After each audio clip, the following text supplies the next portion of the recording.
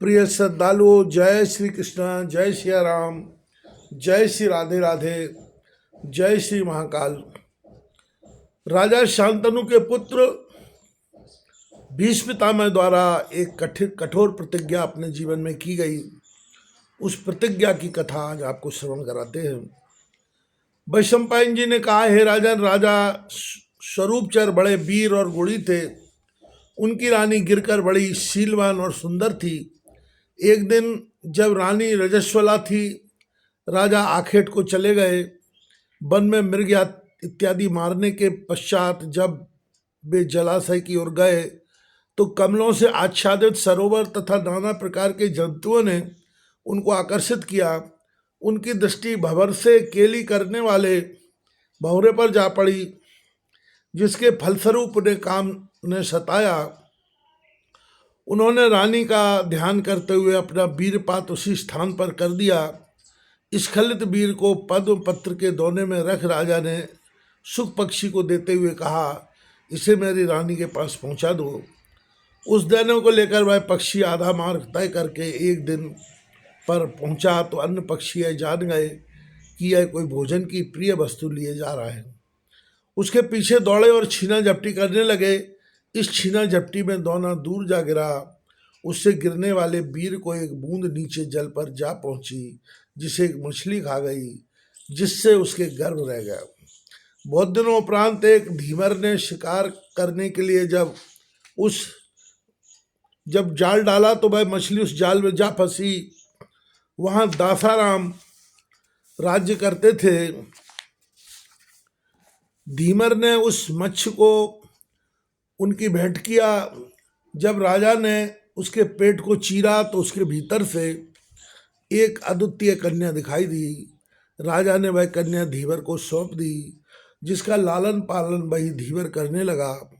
जब वह कन्या 7 वर्ष की हुई तो एक दिन पाराशर ऋषि उधर से निकले और उस कन्या के लावण पर मोहित हो गए।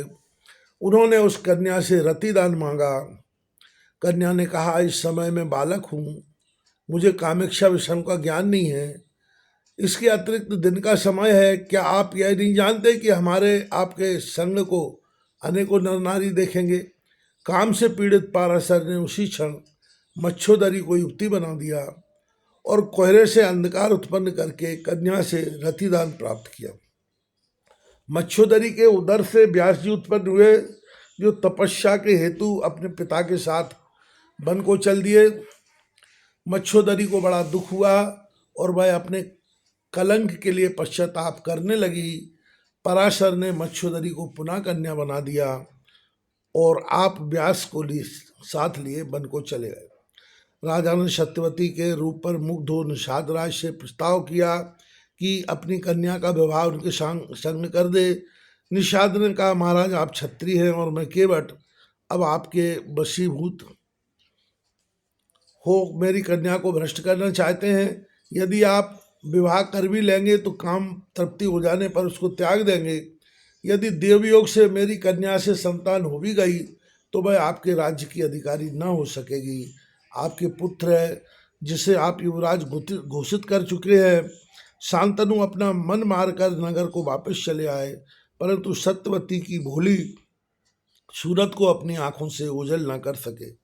उन्हें सत्यवती का सौंदर्य सताने लगा और इसी चिंता में गलने लगे।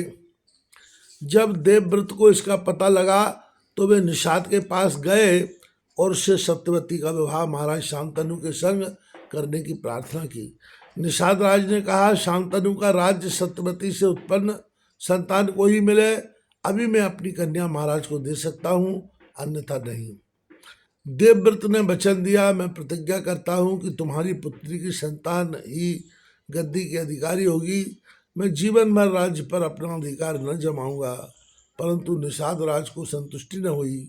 उन्होंने कहा, आप राज्य से अपना अधिकार हटाते हैं, परंतु हो सकता है कि आपकी संतान मेरी पुत्री की संतान को राज्य न करने दे।